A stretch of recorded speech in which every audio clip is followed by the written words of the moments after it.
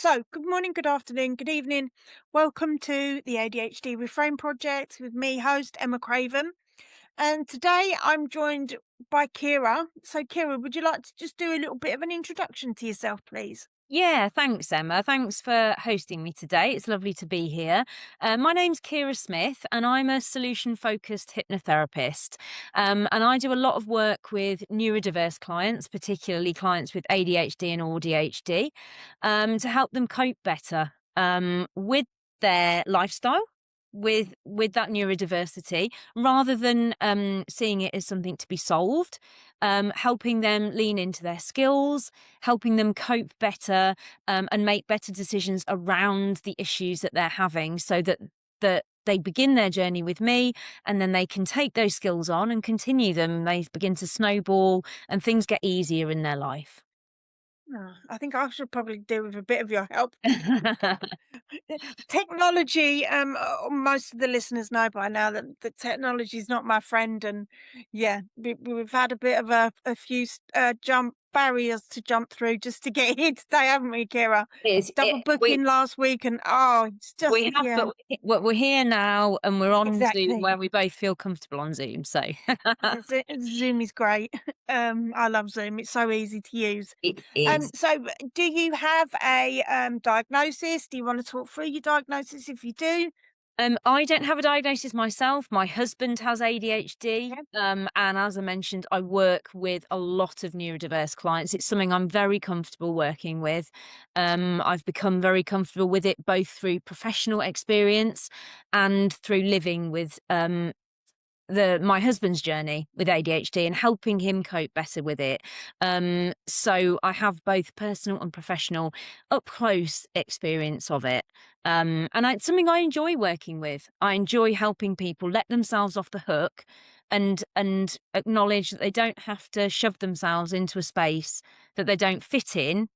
It's not a problem. It's just doing things differently. It's like one of my supervisors always says, it's just like some people use Apple and some people use Android, and we shouldn't try and use an Android app on an Apple phone because it's not going to work. And that's all neurodiversity is.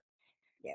Oh, that's perfect. I couldn't have thought of a better analogy than She's that, very good. actually. She's very good at thinking of things like that. Yeah. Yeah, I mean, that's amazing. So what has been your experience? You don't have to talk about your husband too much, but That's how has it fine. been sort of being a partner or a wife to an ADHD husband? Did you say it Yeah, was your husband? Are you married? yeah, he is my Okay, I husband. better yeah, I Thank you, better Emma. double check. Thanks for asking. Yes, he is my husband. And prior to me doing this job, things were really, really difficult because we were butting heads about everything. I didn't understand him. He didn't understand himself. I'm wondering why. To be honest, Emma, I thought some of his behavior was attention seeking. I thought he just was disorganized. I thought sometimes he was just being an idiot and being arrogant. All of these things that when we don't know that someone has a neurodiversity and we don't have much knowledge about neurodiversity ourselves, we don't have the patience, we don't have the compassion. I look back on that period now, which was sort of it got really bad on the lead up to lockdown, and then we sort of had the pressure was taken off during lockdown because things changed. But I look on that period, I feel really really sad. I feel really really sad for both of us, and it makes me feel really really sad for all the other couples in the world who haven't had the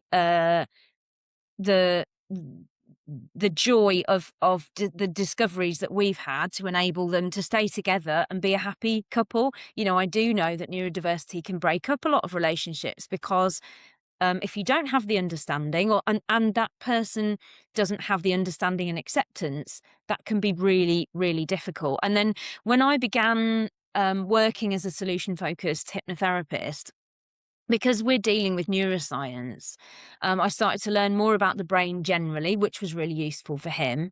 And then through listening to podcasts, he came to the conclusion, I think I've got ADHD. And then everything started to make sense for him. And I started to learn more through my job about ADHD. And the two things started to come together. And it was just wonderful because I felt less stressed, he felt less stressed. I was helping him cope, and I was able to put in a framework in our lives that enabled us both to feel so much happier, but for him to also really start to embrace the skills that come along with ADHD, because they are amazing and they're skills I don't have, and they're really useful in our life, actually. So it's been a really beautiful journey of discovery, and he really likes those aspects about himself now, because he absolutely should do. You know, some people will say, "Oh God, I feel like my brain's attacking me," but actually he works in a practical job. He's an electrician, which suits ADHD really, really well. Tons of dopamine all day long. He absolutely loves it. And it's allowed him to just match things to his own needs now, rather than trying to do things the way that just won't work for him. Yeah. And I mean, there's so many things that you just said then. I was like, yeah, yeah, yeah. I think the misunderstanding and obviously being late diagnosed and not really kind of not there hasn't always been a lot of information Yes. around adult ADHD diagnoses or even symptoms. And I think, yeah, the misunderstanding, I can't remember a few other things that you said, the problems that you had, but I did, yeah, I think for me, like before I was diagnosed and before I really understood like how I say my ADHD manifests, so how my symptoms Yes. turn up daily for me. Yeah. So I would Yes. say that, and I think since I started studying psychology, I've just been I'm obsessed with ADHD, and I kind of Yeah. talk about it and research it all the time. But I think, you know, when I was younger, I was very impulsive. I've been told so many times, even as an adult, that I can be very selfish, very Mm. self-centered, and I always have to have the last word. And there's lots of experiences, unfortunately, that happened before I was diagnosed and before I really understood how Yeah. my ADHD is, that Yes. there's lots of kind of negative conditioning, they call it in psychology. I Mm. had a lot of like, operant conditioning and stuff like that. And it really kind of, it, it's, it was difficult to manage, because it's like, Absolutely. because I didn't understand what was going on, and I couldn't explain to people then, like, why I did things differently, why I left everything to the last minute, why I can't answer a question with a yes or no. I have to give Yeah. you the full backstory. There's all these things. Why am I time blind? Why can't I plan? Why can't I turn up on time? Why can't, and it's like, why? And I didn't understand until I was diagnosed. And it's like I was diagnosed in 2019 and I was age 43, and Mm. it was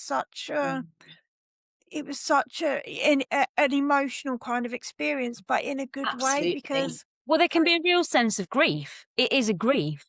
You know, it's just like when I kind of acknowledged that I had, and still do to a certain extent, complex PTSD. There's a grief Mm. that all those things that you've gone through, that you weren't mad. There was a reason why those things happened. So there's absolutely, and I talk to a lot of clients, Emma, who they're coming to terms with it. They're coming to terms with that diagnosis, not because they don't, because they're sad that they have ADHD, but they're sad that they weren't able to know that before. And that's a huge grief. Absolutely. and that's why these conversations are so important, aren't they? Because we can kind of highlight these experiences and kind of just say that, it is a grieving process. It is. And exactly for me, that was the reason why I didn't feel sad for myself because I've got ADHD. I felt sad because I wasn't diagnosed until I was Yeah, 43.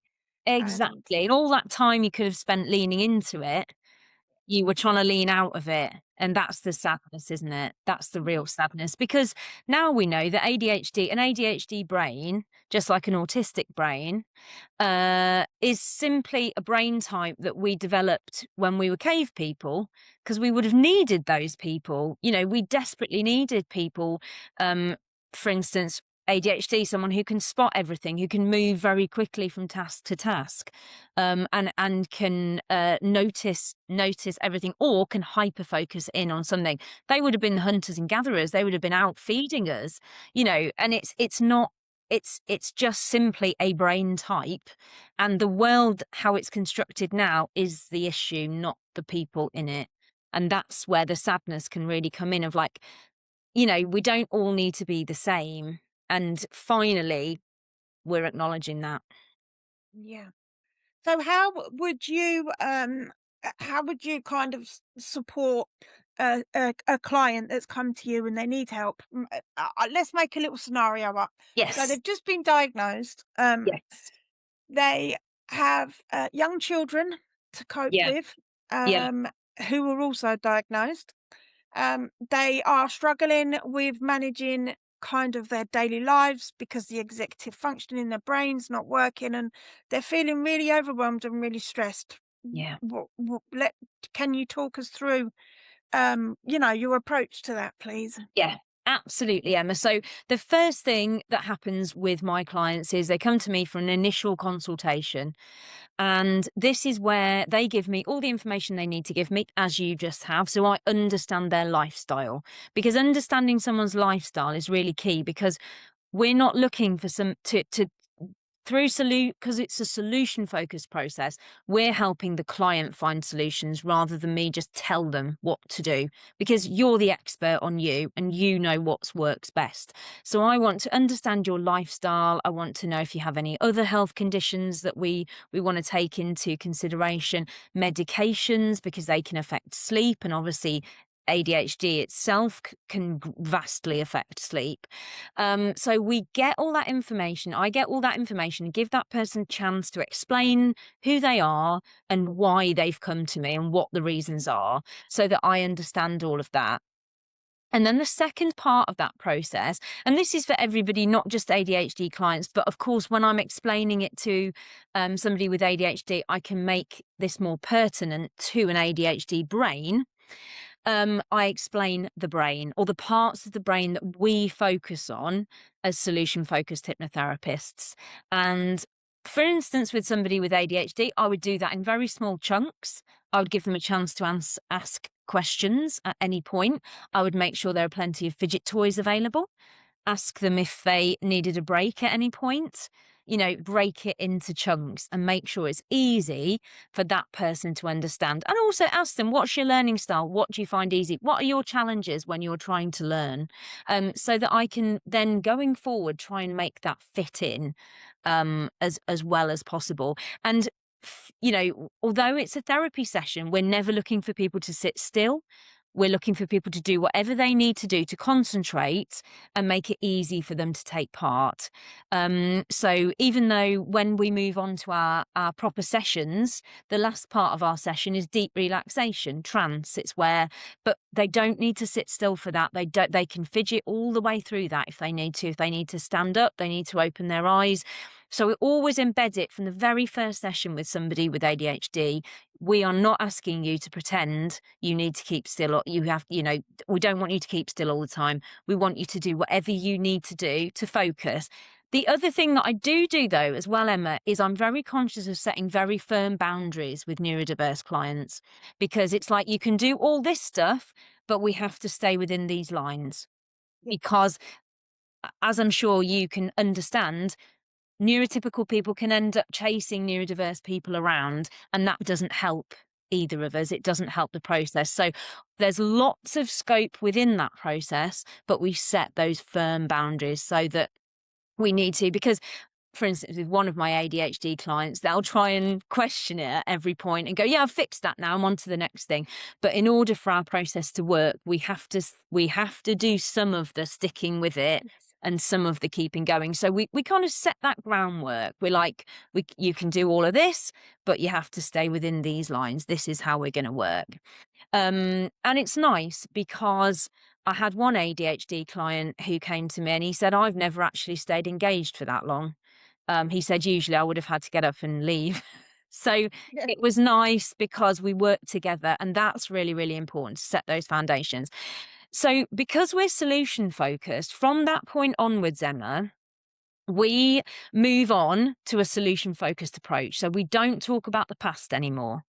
Now, that's all been explained to the client within the brain explanation, because We don't talk about the past because we don't want your brain to just keep reliving it. We don't want to reinforce those neural pathways. And we want to move towards your preferred future. So, for the client that you described, they've got a lot going on. If we Yeah. sit and talk about those issues over and over again, your adrenaline will go sky high, your cortisol will go sky high, and you will go into what we call the fight flight brain. So, earlier on, Emma, when like we were trying to coordinate the getting together on Zoom and all the platforms were against us, you said, when I'm panicking, I find it so much more difficult to do things. So we explained to the client, when your anxiety levels rise, you go into that fight flight brain, your vision narrows, you go for quick fix coping mechanisms, and you don't have access to your library of information. So that's what we focus on bringing the client away from. So once we move on to our proper sessions, so first of all, with the client you described, we want to help her improve her sleep. And that's something we do for everybody. But with ADHD, it's a particular challenge. It can be. My husband struggled for years with appalling sleep, like really, really bad. Um, so what we provide the client with is a relaxation to listen to before, as they're going to sleep at night. This helps them make the most of the sleep they're getting. We're not saying, right, you have to lock your kids in a room all night so you can get a decent night's sleep. We're looking to help them get the most out of the pockets of relaxation and sleep that they have. And we might even suggest that maybe they stick that on for the kids as well, because, it can be used for kids, it can be used for adults, and it can also be used during the day so that, you can get together with your kids and do it as a thing. But the lovely thing is, for people with ADHD, they don't have to sit still while they listen to that relaxation. Kids can be Mm. wandering around, they can be doing their Lego, not on a tablet or anything like that, but they could be playing, they can be colouring. So when my kid clients or adult clients come to my sessions, I always say that as well. You need to doodle, you need to draw, you do what you need to do. You just let that relaxation just wash over you. And then going forward, what I would do is I get my clients to write down in between each session what has been good, what they've been proud of, what's been different. So we're refocusing the brain constantly, like cementing those neural pathways into the rational part of the brain where you can cope best with whatever challenge you have. But particularly for someone with ADHD, they want to spend as much time in that brain as possible and get those little windows of focus, because that's where we focus best and that's where we can make better decisions. So we can make better choices, which ultimately mean our stress levels go down. So for the client you described, we then after we've talked about what's been good in the session, so you'd bring your what's been good to the session and we'd talk about that for about 20 minutes, being Mhm. very careful to stay away from any negatives or turning a positive into a negative. We then move on to a problem solving tool. And this is extremely useful for ADHDers because we can take whatever's bugging them, whatever they're finding difficult, and we break it right down into the tiniest little first step. The smallest, tiniest little thing. So, for a lot of people with ADHD, that will be setting a reminder on their Yeah. phone to remind them. It'll be setting a reminder to write a list. It'll be setting a reminder, or it'll be something very, very visual that they want to go home and they want to brainstorm something. Or it'll be something they know will give them a nice little chunk of dopamine that's going to obviously raise that dopamine level for them. And then for the last part of the session, that's when we do our deep relaxation. So that's when we say, right, you've done the work. Now let's cement it in the brain. And you're also going to get a chance to rest because, as you know, Emma, ADHD can be absolutely exhausting. Yeah. So, for some people with ADHD that come to me, they will fall asleep during that time because they'll have had such a mad, busy day, their brain going nuts. It's a really nice chance to just let go and relax. And I had one client with ADHD who was a very high up police officer. And he said the only time his brain had felt as calm as when he relaxed, in my sessions, he felt really, really calm during that relaxation. He said the only other time he could remember feeling that level of zen, calmness, was driving 120 miles up the motorway to a murder scene. Now, that shows the level of dopamine his brain needed in order to feel calm. So, just doing the relaxation was a real light bulb moment for him of how much dopamine he's going to need to provide himself with to get to a state where he feels calm and at ease. And never mind other people going, "You're doing too much. You need to sit down and relax." That's not how he relaxed. His relaxation was giving himself lots and lots and lots and lots of activities that gave him lots of dopamine. The other thing we really get people to focus on, ADHDers to focus on during my sessions, is getting the right type of dopamine. So we have two different types of dopamine, and I'll go back to my amazing supervisor, Claire Noyle, and her description of slutty dopamine and classy dopamine. So we've got Okay. slutty dopamine, which is a little bit like your pick and mix of dopamine. It's like you're eating a bag of pick and mix. It makes you feel a bit sick, but you keep doing it. Doom scrolling on your phone, playing a game for ages. It doesn't really make you feel good, but particularly for someone with ADHD, their brain will try and mine that, mine it, mine it, mine it, mine it, mine it, and they could be doing it for hours because their brain is just craving that dopamine. Whereas if we can provide it with classy dopamine instead of slutty dopamine, this is like the roast dinner of dopamine. Oh, This, lovely. this is where we get that, long-term projects, which for someone with ADHD, they can hyper focus in on. They can spend hours doing something which provides them with tons and tons and tons of dopamine, which makes their brain feel really relaxed. So as a neurotypical person, you can be looking on at someone with ADHD and thinking, wow, they're a machine. They've been doing that for hours. But they are in that lovely, lovely flow. And when they come away from it, their brain is no longer seeking that dopamine, and they can sit down and they can actually take part in family activities and they can engage properly. So with an ADHD, it's so important we focus dopamine, dopamine. What gives you dopamine? For one client I had, it was going to racetracks and booking in to drive really fast cars, and he would get out and be physically shaking, but he would go home and he would sleep like a baby. Mhm. And it's that kind of light bulb moment of, oh, this is what I need. Never mind anybody else. This is what fills my dopamine bucket up. And this is what makes me feel good, and therefore makes me feel more relaxed, and therefore more able to take part in family life, make better decisions, put in frameworks that actually help support me with organization. And that's what's really, really lovely. The other thing that sometimes ADHDers come to me with is learning how to manage their meds, because sometimes they go on meds and it swings them to the other end of the scale, and that feels weird. It doesn't feel like them anymore. And so one chap I had, he came to me during his getting diagnosed, and then he came back to me when he got put on meds, and it helped him kind of figure out how much of his meds he actually needed to be, bobbing along nicely, but not completely a totally different person, because Yeah. you don't want to be, because you're great as No. you are, so Yeah. that was the other thing that helped him kind of figure out, in the end it was 50% of a capsule tipped in a glass of water, and that suited him really, really well. So it's equipping ADHDers with that tool of educating them about their own brain, and then asking them the right questions for them to find out what are the best sources of joy, of dopamine, of relaxation in their life.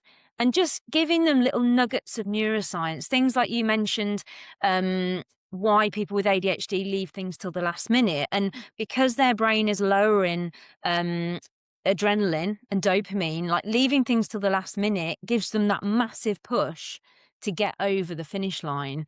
And it's again another thing, and you might relate to this, Emma, that people will have been criticized for in the past. You shouldn't leave things till the last minute. But actually, once they learn, actually, that's what my brain needs, and it does work for them because they're still high performing, Yeah. just do it, you know? Yeah. That's fine. So it's really helping them strip away all the stuff that's not useful for them. Never mind if it's useful for other people. Somebody said to me, "Oh, I'll use a spreadsheet to do that." I said, "Do you like spreadsheets?" She said, "No." I said, "Well, definitely don't do it then, because there's other frameworks you can use. Yeah. Frameworks that work for you." Yeah. So it's lovely. They're lovely clients to work with. Very interesting as well. Yeah, I'm fascinated now.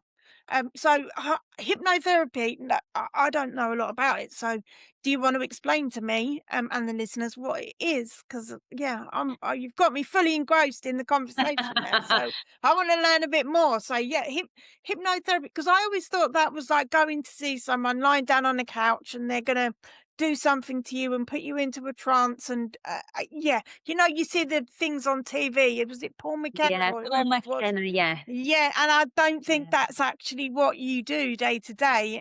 So yeah, maybe just explain a little bit about what hypnotherapy is, please. Sure. So there are loads of different types of hypnotherapy, Emma. So you've absolutely hit the nail on the head that some types are very much you go and they put you in a trance and they kind of ask you questions and things like that.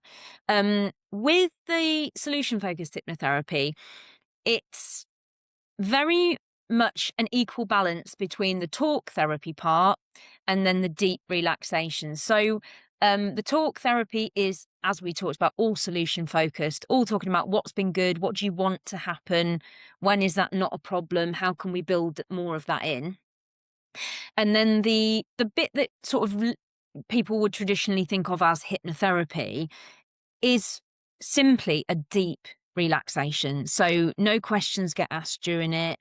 People will just let the words wash over them. And as I said, some people might drop off. Some people might sit there with their eyes open. Kids might be, one of my little clients with ADHD, he can be doing anything. He could be playing chess during it. He can be practicing his kickboxing. But by the end of it, he's yawning and he's saying, "Oh, that was nice. I like that one today." So it's just deep relaxation, and its technical name is trance. And this is a very normal, natural state the brain drops into every 7 minutes Okay. in order to catch up. Now, if our, as we call it, stress bucket is very, very full, our brain will drop into that catch up trance state more often. So, what we're doing by providing them a nice sort of half-hour chunk of that is really letting their brain do lots of processing, lots of catching up, allowing the cortisol to come down, the adrenaline to come down. And then when they go away from the session, they go away focused with a little bit of an action plan, a relaxed brain, and then they're sort of off, moving upwards, rather than having discussed all their problems, which will then just drag them back down with high cortisol and adrenaline. The big thing about solution focused hypnotherapies is all based on modern neuroscience. So, Okay. what's really nice about that is when somebody asks you a question, like for instance, why do I leave everything till the last minute? You're able to give them a neuroscientific answer. And they're able to then put little building blocks in of going, okay, well, that's how my brain works. So, those things are not going to work for me. And off they go and they can then implement that little bit of information into their life. And the nice thing is, we always follow the same structure. So we do our what's been good. We talk about that for 20 minutes ish. We do what's called the miracle question, which is our problem solving tool, which is so useful for someone with ADHD because we can go all around the houses and they can just go on loads of side quests. And then eventually we can cut it down and get to a nice actionable step. And then they can chill out and do that relaxation, but in the way they need to. And then we follow that process. And it's not a forever therapy, Emma. So people aren't coming to me for, if they want to come for years and years, things are only going to get better and better. But it's really, they come for sort of 8 to 12 sessions. They really get the nuts and bolts in place. They start to really zoom out and get a perspective on themselves. And then off they go with that knowledge and a couple of little science-based tools I've given them in place. And then the other tools they've started to gather for themselves. Yeah, yeah, sounds amazing. I think, unfortunately, the older the person is when they're diagnosed, the more trauma they may have experienced. And I Yes. think the emotional dysregulation, RSD for me has been debilitating at times. Yeah. And just the emotional dysregulation because it's just, but a lot of the time I think like my emotions are just there and I don't realize they come in. And I think Yes. that's been like a massive, so I think the scientific term is emotional hyperarousal. Mm, And we have no clue that we're gonna, the feelings or emotions are gonna appear. And I yes. think, for me, that's been quite difficult to manage. So Absolutely. That is a really, really huge thing, outbursts of anger, kind of very it's feeling like where has this come from? Why defiance? Defiance is a huge one for people with ADHD. Why can I not back away from this defiance? It's massive. And of course, the higher the anxiety levels are, the fuller that stress bucket is, the more you'll be in the fight flight brain. And when we're in the fight flight brain, we only have access to our primitive coping mechanisms and emotions, which are anger, anxiety, and depression slash avoidance. So, the big thing for helping with that emotional dysregulation is helping people move away from that brain as much as possible so that they can just gain some more control and perspective over those overwhelming moments that can just come. And I think for my husband, he was like, for years he felt quite emotionally sort of confused and numb and didn't really understand what those emotions were or why they were coming. So it's like you say, it can be incredibly overwhelming. But he said the biggest thing for him with me helping him with what I do is that ability to, at those moments, even if you have to literally speak to yourself out loud, is being able to just take a little step back or just having those few little things in place. Like for him, one of the things, if we're out and about and he's really struggling, a can of Coke is really useful. Bit of caffeine helps his brain bubble along nicely. And it's just feeling like he's got that really easy tool that he can get hold of. It's a little bit of comfort, a little bit of caffeine. And that's been a really big thing for him, starting to gather those little tools for those really overwhelming moments, like you say, of feeling. He said for him, he said he feels like his brain and his body are going in two different directions. yeah. And he just something where he can take a second and just let them start to come back together and do something like have sit and have a can of Coke or whatever it is. Yeah. And I love that self-regulation and co-regulation as well. Like my partner for me, like I think he can almost, because he doesn't have ADHD. He's definitely autistic, but he's not Mm. diagnosed. So yeah, we have had a few kind of conversations that we've had, and he's needed to kind of, like you have, like fully understand what ADHD is and, and how my symptoms manifest. And, we've had conversations. Oh, and yeah, now he's my co-regulator. So if I feel myself getting really, really over, because I've also got complex PTSD as well, Right, so you've and got that added on top. Yeah, yeah, and very I've got difficult. fibro and I've got depression and I just all sorts. There's just all Yeah, sorts going on, and sometimes like I'm gonna just say it as it is. I don't know my ass from my elbow. yeah, Like I don't know what's yeah, going on, and sometimes I just get to the point where I feel really overwhelmed, and I'll just go and sit with him, and we'll just sit together and yes, watch something on the telly, or we'll just talk, or but just that physical presence of sitting actually with him yes. on the sofa is what calms me down. And I think over, periods of times, I'm starting to recognize when I do need to do that more, like take a step Brilliant. back, Yeah. from life, from family, from my daughter, or not from my daughter, like step away, No, but but just give just, yourself that moment, which is yes, there's we don't need to be on all the time. You're absolutely right, Emma. I think it's again, it's another thing that we talk a lot about with my husband and my clients of you don't have to do all this on your own. That in the past there's been a lot of pressure of you need to get well for yourself and you need to do it all on your own. But that's not the case. We all need a hand and we all need help from wherever that comes. And I think you make a really, really good point there, Emma, about co-regulation. At times, my husband really struggled to know when he needed help, and then how to ask for it.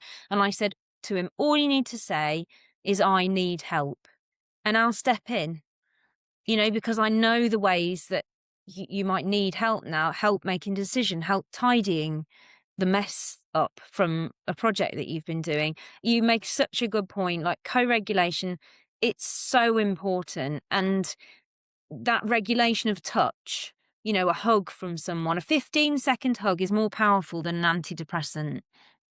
And I think you make a really, really good point. It's letting go of that, oh, if I ask for help, it's selfish, or if I take time away from my children, it's selfish. Absolutely not. Because you think about, a calm brain gets out of its own way. So if you can find any way that you can to be calm, it's a gift to everyone, not just you. Yeah. And I think the more that even my daughter, she's 27 now, and she doesn't live at home anymore. She's a midwife at the local hospital. But I think even with her, she struggled with my ADHD, or she Mm. struggled with how I was before I was diagnosed. But then after I got diagnosed, obviously I had to learn about it and learn about my symptoms first, but as quite a few years ago now, maybe 3 or 4, started explaining the symptoms and why, Yes. because of the ADHD, why I do things in a certain way, or why I can't give her a yes or a no answer to, Yeah. "Have we got any more cat food?" It's a great example, and I use it all the time because it is literally like, and Yeah. she's very, very, very autistic, and she's definitely got ADHD. But ADHD, I meant not ADHD, but she doesn't think she has, but she does because I see it. Yes. Yeah. And whether she gets diagnosed or not is but she's more autistic than I would say ADHD, and she Mm. gets very impatient at times. And then if I can't answer, like, "Have we got any more cat food?" The simple answer is no, but I can't just say, it's almost painful. It's almost physically painful for me to just say no, Yeah. because I have to. No, because whatever, whatever. But and she, I know at times that she's been really frustrated with that, or frustrated with me being late, or why I do things in a certain way, or and things like that. And I think the more that I've explained it to her, and the more that we've just spent time together, on like just the two of us, and we've gone out for coffee, or we've done what mum and daughters do, because parenting adult children is so different to when they're younger. It's so different, and it's not talked about a lot, or I No. don't see it being talked about a lot. And I think it's been really important for mine and my daughter's relationship, um, for her to just understand about So ADHD and what much. it is. Yeah, Yeah. and then it's since I started doing that, like, we have a much better. We didn't have a bad relationship before. Please don't, I don't want the listeners Oh, to don't, think that. please don't have to justify yourself. I completely understand, Emma. You'd right. It's just you then have more compassion for each other, Yeah, and understanding, and it just makes the world of difference, because you know yourself how isolating it can be. People can become very, very isolated when they perhaps don't realise they have a neurodiversity, or they do but they don't know how to ask for help, or they don't know how to explain, and it's really, really sad. So it's lovely to hear that, you and your daughter are just able to support each other better. It's yeah. lovely. It's just having that understanding, and even if she never gets diagnosed with either autism or ADHD, at least she understands. In fact, a funny story is that she said to me, because I did a I'm studying psychology, and I did a module on personality and intelligence, um, and included ADHD. Yes. I include ADHD in every single assignment that I write. Yes. But and I did the genetics of personality. I had a choice between cultural influences or genetic influences. And then Yes. obviously doing that and kind of researching ADHD and genetics and stuff, it like 86% that your child, if you've got a parent, you could, there's an 86% that that gene is going to be passed on to your children or your children's children. It's not Yeah. always kind of directly. And Yeah. I said this to her, we were out for coffee one day and I said it to her and she went, if any of my kids have ADHD, they're coming to live with you.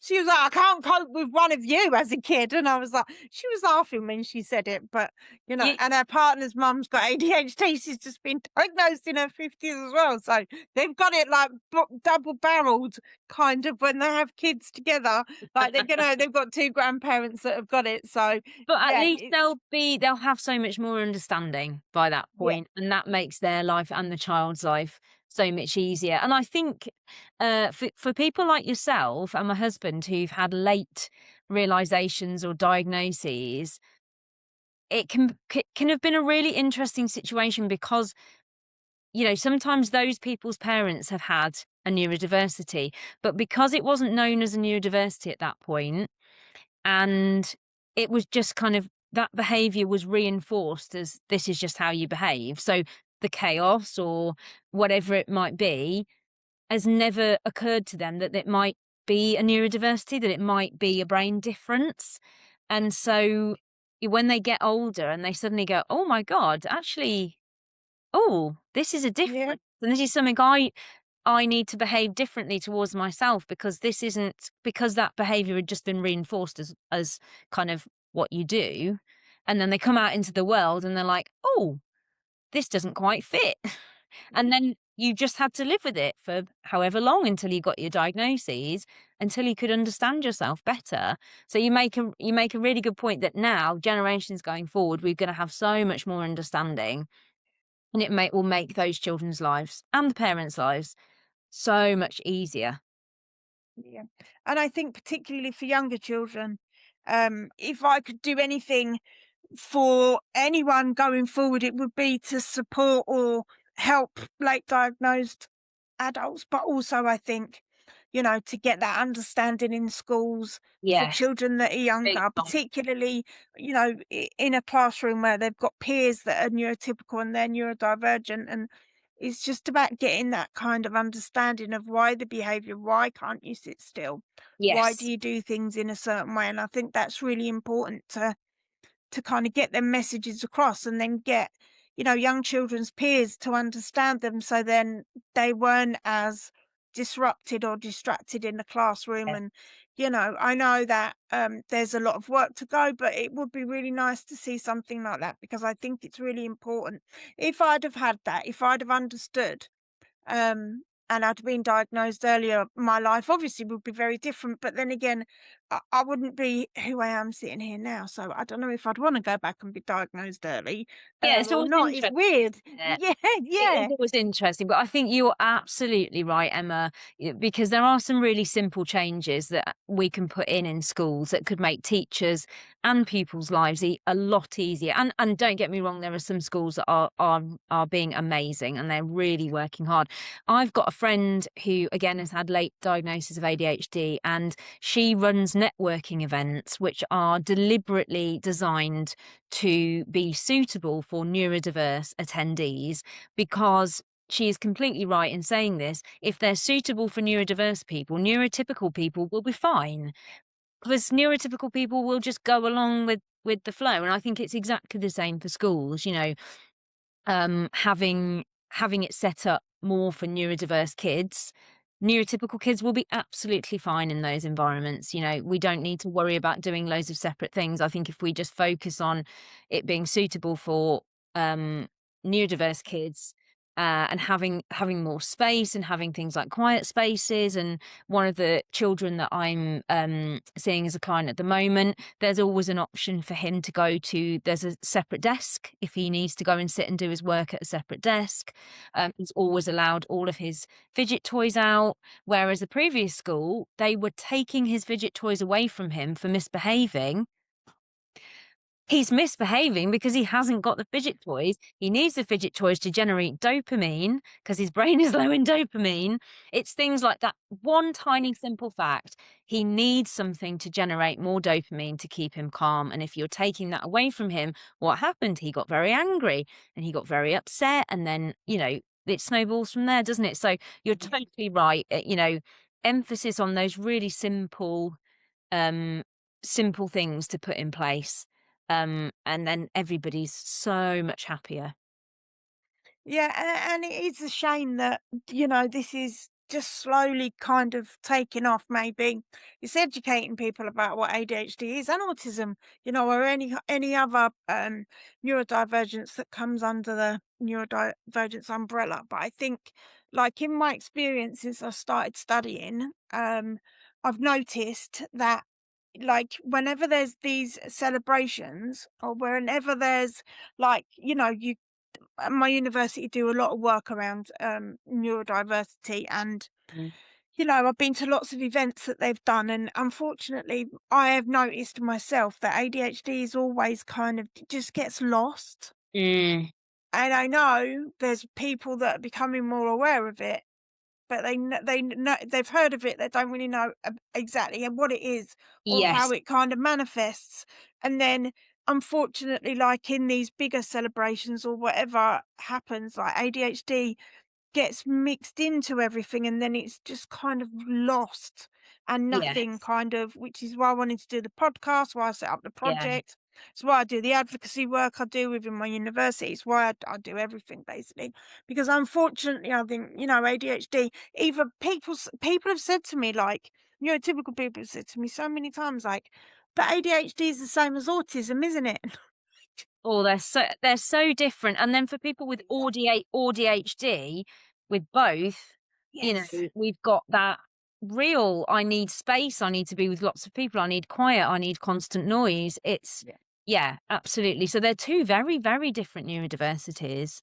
Mm. Very, very different. And yeah, absolutely. You're completely right in that people are still misunderstanding what ADHD is, but also not making the most of the skills people with ADHD have. I know a lot of companies now are angling more towards how can we actually harness the power Yeah. of ADHD and autism, because there are loads of characteristics that a neurotypical person doesn't have, which is absolutely fantastic to hear. But it's like, somebody was telling me about in Germany, they will really, really look at the child as they come into secondary school and look at their strengths and go, you're a really practical person. You thrive in these environments. Let's get you learning how to lay bricks and learning how to wire a plug. And so, like my husband says, God, if he'd had that chance, he would have been a trade. He would have, been qualified as an electrician 20 years previous to when he did, Yeah. and it would have ticked the boxes really, really well. And I do think we don't have that at the moment in workplaces, in schools. And like you say, people aren't understanding how they can make the most of someone's talents and skills that come with ADHD. And they don't really know. They just think it means someone's bouncing off the walls and they can't focus. Like I mentioned to somebody at a networking event that my husband had ADHD, and they said, "Isn't he an electrician? You should be careful who you tell that he's got ADHD if you're recommending him as an electrician." I was like, "But it's ideally suited for someone with ADHD." I said, "He's got the hyper focus. He works like a machine, really, really fast. His problem solving abilities are really, really quick. He can work out solutions that are really outside the box Yeah. compared to other people." And she was like, "Oh, I didn't know that." And that's still sadly really, really common. That's case in point, isn't it? And that does make me feel really sad. And social media has had a bit of a like during COVID, like you said, during COVID, like ADHD, I think influencers and stuff exploded, and the awareness kind of Mm, took off during COVID. But unfortunately, I think there's still a lot of information that's on social media that is incorrect, or like yeah, there's clickbait, which drives absolutely. me insane because ADHD is horrific or ADHD is traumatic, and I'm just Yes. like, get a grip, because all you're doing is by spreading that negative information, which sometimes it can be them things and it can be debilitating, but it's not that bad. Like having cancer to Yeah. me is horrific. Yes. Having ADHD, yes, I have challenges, some days, most of the time, because I've learned, like you've said, I've learned how to harness it to my Mm. advantage. It it's not debilitating. It can be, but Yeah, it's absolutely. and I just think, that's why I wanted to do the podcast, because I wanted to start focusing on like a strength-based approach and just reframing like that negative narrative into a positive one. So I'm really glad that you came today, because it's been fascinating to talk Oh, thank you, Emma, about this because that stuff. So you say about the strength-based approach, that the solution-focused approach is that's how it helps neurodiverse people. It's how can you cope better? It's not how can we stop you having ADHD or how can we stop you having autism or it's how can you cope better with what you have at the moment. Yes, it can be really shit, like you say, on days. And but what can we do about it? And that's the key thing that I love about my job. One of my ADHD clients said to me that attending sessions with me was the single most helpful thing he's ever done for his ADHD because it's action driven. It's not sitting and dwelling on things. It's action driven. Like what's your challenge this week? Right, let's break that down. Let's yeah, get a tiny little first action for you that you can move off and do. What's working for you at the moment? What isn't working for you? Let's scrap that if it's not working for you. Let's bring in more of the stuff that is. And that we all need that, but particularly for someone like yourself who's had a late diagnosis, will go, "Oh my god, I don't know what do I do now? Like yeah, how do I cope with this?" So I love it because, like I said, it's helping people let themselves off the hook. I don't need to be like that anymore. I don't need to be a square peg in a round hole. I can be me, but let's help you be the best version of you so that you can streamline your life and get the results you want from it.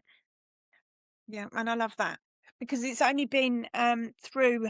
I had some strength-based coaching through a lady that I met on LinkedIn, and she offered a grant, and I applied for the grant and completely forgot about it, but I was awarded it because I wouldn't have been able to afford it otherwise. Yeah. Um, Yeah. and it's through her strength-based coaching that I realised that I have got strengths, and like Yes, you do lots with of your them. clients, exactly, and like you do Yeah, with your clients, we didn't dismiss the negatives. We didn't, they were there, but it was more kind of like you do, solution focused. So, what are your strengths? How can you use your strengths in everyday life? How can you kind of harness yeah, your natural ADHD strengths in a way that's going to be suitable to your advantage and to everyone else's advantage. You know, it- exactly. That's and it's so good to hear that you've had that experience, Emma. That's so good because I always make sure I say to my clients, this isn't toxic positivity. This is not pretending yeah, the problem doesn't exist, but it's doing that exactly as you said you've done with the strength-based coach. Okay, I'm really good at this. How can I use that more? So it's so nice to hear that you've had that experience and it's been so positive for you. That's yeah. brilliant. I wouldn't have been doing this podcast now, because that was my goal. Like, she was like, she regularly used to say, like, what is one thing that you've always wanted to do, but you've never Yeah. had the confidence to do it? And I was Yeah. like, I want to start a podcast. I want to start talking. I want to start Oh, creating content. brilliant. And yeah, all that stuff. And here we are, That's my New amazing. Year's resolution. Well done. Yeah. Congratulations, because that's Thank you. fantastic. That's Thank so you. good. And Love also it. as well, like I can't thank her enough, because it was like I during the whole process, it was like I found self-acceptance. That's the most beautiful thing in life, Yeah. self-acceptance. And It opens the obviously, gate to everything else. exactly. And obviously I do go into the negative panic sometimes, and the narrative in the head is sometimes negative, but the thing that I try to do is not hang on to that negativity and try and Yeah. think, okay, like, yes, I'm. whatever's happened, like, yes, Riverside won't let us record, and then Teams won't let us, rather than kind of getting myself into a really, really, really bad state like I can do Yeah, sometimes, it's just like, yeah, when we eventually got into the Zoom, it was like, okay, so we're going to you're just take a fine. minute, yeah, Yes, just to calm myself down yeah, and, co-regulate with you, but also self-regulate and think, okay, that's done because tech is never my friend. not nor Um, mine, nor mine. But it's honestly, even just giving your it can be as little as 10 seconds, 30 seconds of just sitting, and then you can access those bits that you need, and it's yeah, absolutely.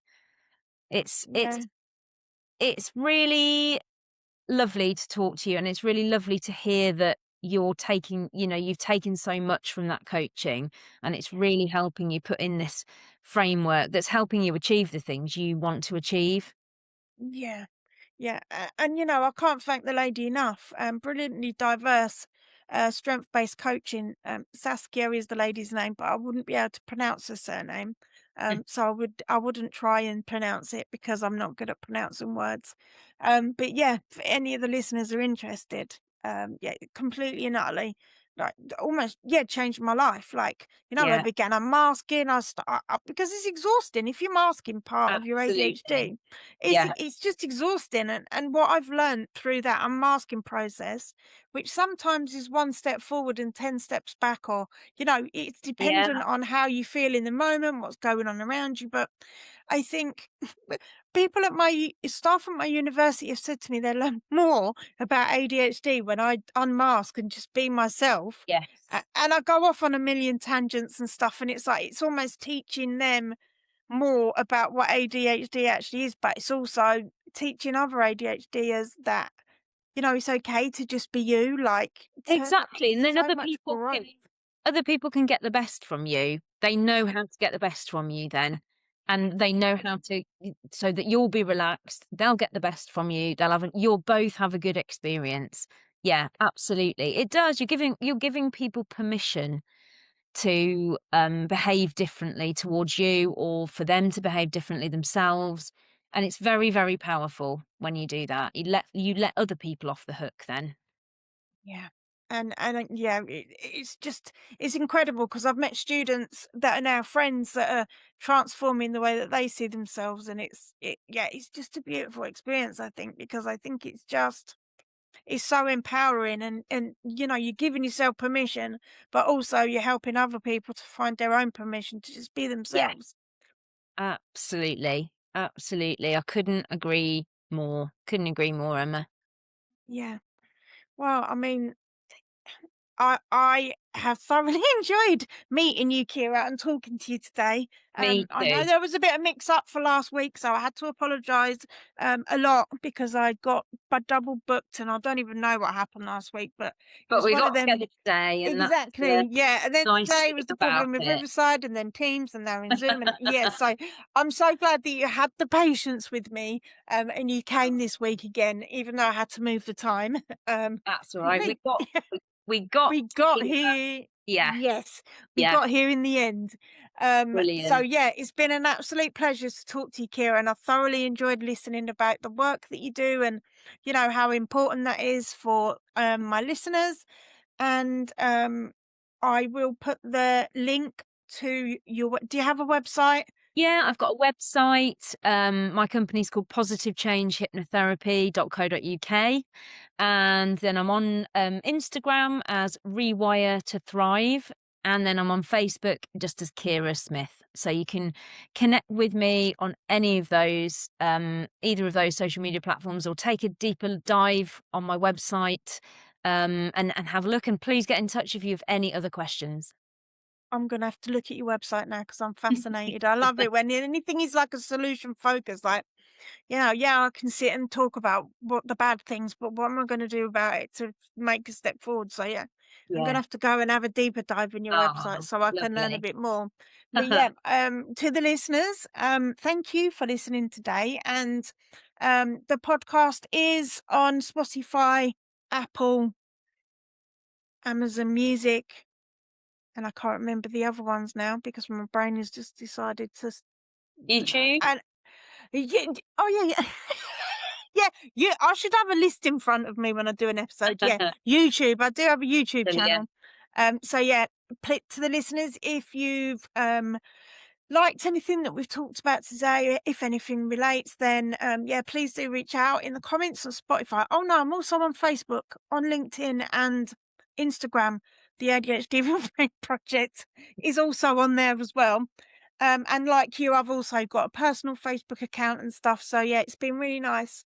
Um, anyway, it's been really nice to meet you, and thank you so much for your patience. Thank you, Emma. Um, Thanks so much for having me. it's been a pleasure.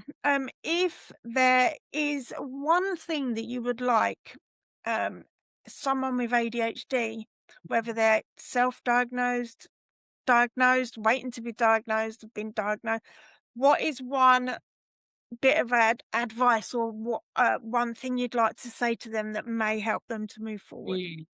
Don't wait until you get a diagnosis to start finding ways that you can cope better, and it doesn't matter if you never get that diagnosis. Like, I see clients who think they might have ADHD. I see clients who've been diagnosed. It really doesn't matter whether you do or you don't. Finding out what works for you now in the smallest possible, easiest way is the most empowering thing you can do. Taking away from today, I want listeners to think, when they're looking at a task that they're finding difficult, what's the very easiest starting point for me that will make this task as easy as possible to begin and do, disregarding what anybody else thinks they should do or what works for anybody else. You are the expert on you. Find the easiest, tiniest first step that works best for you. Perfect. That's beautiful. Thank you. Because I do know, as an ADHD lady, that sometimes it's difficult to work out where to start because you're looking Yeah. at something as a like a big project and you don't know which Yes. bit to start, and then you get like, I think they call it like procrastination paralysis. Yeah. I don't even know what the right words are for it, Sort but of like you know, decision fatigue, really, isn't it, Emma? Where yes, it's yeah, so overwhelming. And that, you make a really good point there. Like, for one of my clients that I'm seeing at the moment with ADHD, because people with ADHD can be so visual, yeah, writing a list and things that just might not work for you. But if she does a brainstorm, she draws a coloured cloud in the middle of the piece of paper, and then all these offshoots come off. That really works for her. So it's all about, like you say, what's working for me, because it can be really overwhelming to know where to start. What appeals to you? What feels like it would be easy? Is it writing a list? Is it talking to someone? Is it asking someone to help you start that task? You know, really thinking about what resonates with you, what feels good, and how you're really starting to key into, how does this make me feel? When I think about writing a spreadsheet, how do I feel? If you feel got it. horrible, there's another way of doing it that will work better for your brain. Yeah. I love a mind map. There we I go. I I'd love Absolutely. I'd love to mind map my whole life. I use mind mapping primarily for my, studies because it's just Brilliant. Yeah, yeah, it's just an amazing tool to use because you just dump all your ideas and exactly. It all just gets dumped down, and then from there, you can take a little bit of it, and you yeah, can mind map that bit. And you can, it doesn't matter what your process is. If it gets you to where you want to go, that's the most important thing. Who cares about anybody else? and also as well, I sometimes go a bit retro and write handwritten notes in different Yeah. coloured pens, or Yeah. have, have different coloured Post-it notes, and it's just things that, like, I am very visual, but I'm also very, I prefer to communicate, verbally than written because I just struggle with Yeah. written words and stuff, Yeah. and it's just trying to Yeah. find what works best for any of you that are listening, today, and you don't have to have ADHD. This works for neurotypical people as well. So, Exactly. And it's about yes. trying, isn't it, Emma? Try it. If it doesn't work, don't stick with it. Do something for as long as it works. And then if it doesn't work anymore, do something else. forcing ourselves into continuing to do tasks and patterns that are no longer helpful and no longer feel easeful is one of the biggest causes of stress. And then when we feel stressed, everything gets worse. So it's looking at all the really tiny, fine details, particularly if you have neurodiversity, those tiny, fine little details, like you said about the post-it notes and the mind mapping, they're the fabric of your life. That's what will make the difference between you doing something and not doing it, starting at the lowest level. Just create the mind map, get going. Honestly, Exactly. there is free software that you can get. The mind mapping tool that I was given was through DSA. It's called Mind View, but people can get they can pay for it if they want. But yeah, I just love it because you can create like it's just for me, it's just the easiest way. And then And it's when creative and it's playful, it's keeping something playful rather than it being all really dull and boring and grey and black and white, keeping something really playful. Like one of my clients with ADHD loves Trello boards. I don't know if you've ever heard of those, but he absolutely loves it because he writes everything down on his Trello boards. He can break it into little tiny sections. And then he said if something springs into his mind and he has a bit of a panic, he thinks it's okay. I've written it on the Trello board. So it immediately lowers that stress because for him, that feels playful. It feels, like he can just go off on little tangents. And that's what works for him. Might not work for other people, but he's tried things and found a thing that feels nice for him. yeah. And that's it, isn't it? It's just giving things a go and seeing what works and what doesn't work and, just focusing on what does work and yeah, for me, the mind mapping is just amazing because I can export it into a Word document. So then I've got like a rough plan for my assignments and stuff. So yeah, it's just because for me, the biggest challenge that I've had with academia and studying is starting the academic writing. So just looking at a blank Yes. Word document is just like Yeah. stare at it for hours. So I think the mind mapping, I export it and it's not fully written, but I've got bullet points so I know what needs to go where and and it's just easier. That's just how Yeah. I do that. Yeah. It just 'Cause makes it in it gives you dopamine quickly. We've exactly. got to remember we've got to give our brain a reward really quickly, which is why with my clients, we're looking at small steps. Because if the goal's too big, your brain just checks out and goes, "Oh, let's just watch Netflix."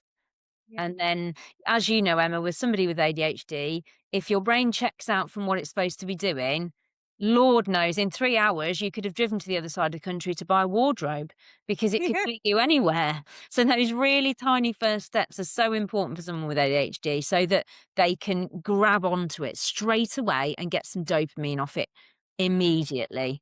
Because otherwise, who knows where you'll end up. Exactly. Definitely don't do a deep clean in your bedroom and get everything out the cupboards because you'll regret it. I can fully imagine that scene. It's playing out in front of me right now, yeah, absolutely. When me and my husband were clearing out the loft, I said to him, "You can bring 5 things down, and then we deal with those 5 things, and Yeah. then we once that process is done, then you can go back in the loft." Yeah. 'Cause he was going up there and he was getting on all sorts of different projects. I said, "No, no, no, we're not focusing on that today. We Yeah. just do the 5 things," because at that time, I knew that if I let him go off on his side quest, it actually would become distressing, and he Yeah. wouldn't achieve the thing he'd set out to do. So, sometimes it doesn't matter, but other times it's so helpful to just have a way of reining yourself back in, whether that's co-regulation with someone else or, having some kind of list that you're working off. Yeah.